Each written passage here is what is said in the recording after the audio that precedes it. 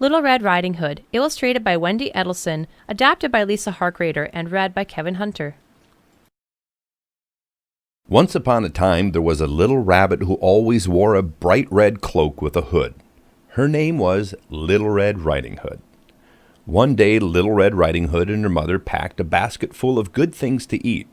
They filled it with her grandmother's favorite foods, like fresh-picked carrots, orange blossom honey, and homemade breads and tarts. "Please take this basket straight to your grandmother's house," her mother said.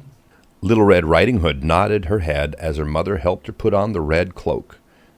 Her mother tied a beautiful bow under her chin, as only she could do. Then, with a kiss on the forehead, her mother sent Little Red Riding Hood off through the woods to grandmother's house.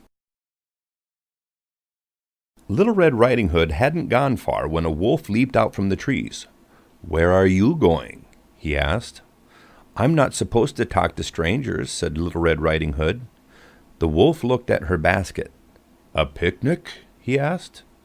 "It's not a picnic," said Little Red Riding Hood as she held the basket close. "It's a basket for my grandmother. Now please excuse me so I can take it to her." The wolf sniffed the basket. "No flowers? I would never visit my grandmother without a big bunch of flowers. Perhaps you should stop and pick some. You wouldn't want to let her down." Little Red Riding Hood thought that was a good idea. She picked buttercups and daisies while the wolf ran down the path toward her grandmother's house. Grandmother was rocking in her favorite rocker, mending her favorite apron. She hummed a little tune as she worked, so she didn't hear the door creak open.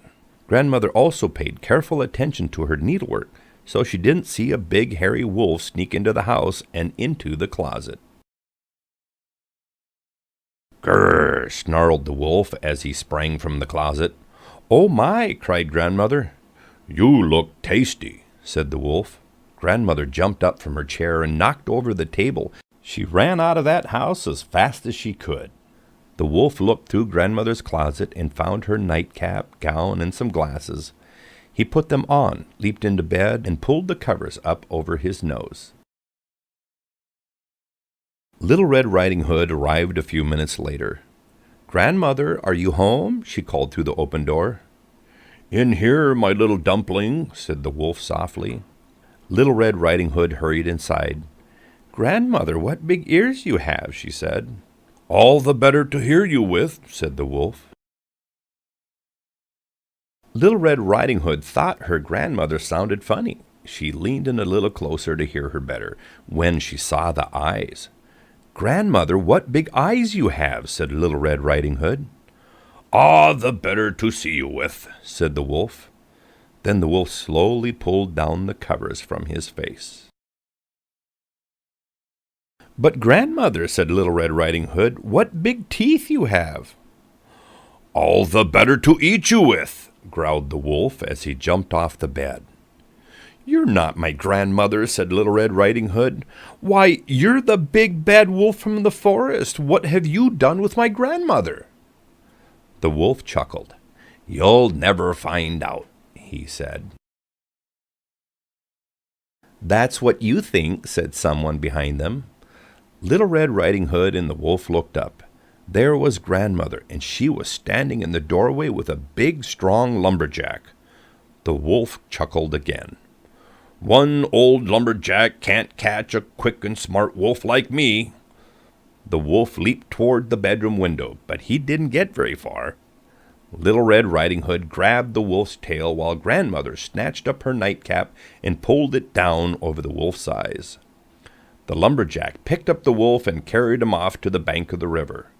Little Red Riding Hood and her grandmother followed close behind.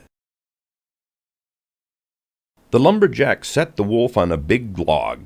He pushed the log into the water, and the wolf quickly sailed down the river. "He doesn't look so big in the middle of that wide river," said Grandmother. "He doesn't look so bad when he's so far away," said Little Red Riding Hood. "He doesn't look like he'll be coming back any time soon," said the lumberjack as the wolf floated out of sight. With the wolf safely gone, everyone went back to the house and enjoyed the food in the basket. As Grandmother sipped some tea, she smiled at Little Red Riding Hood. You are very brave, and I'm glad I'm your grandmother. I'm Kevin Hunter. Thanks for listening.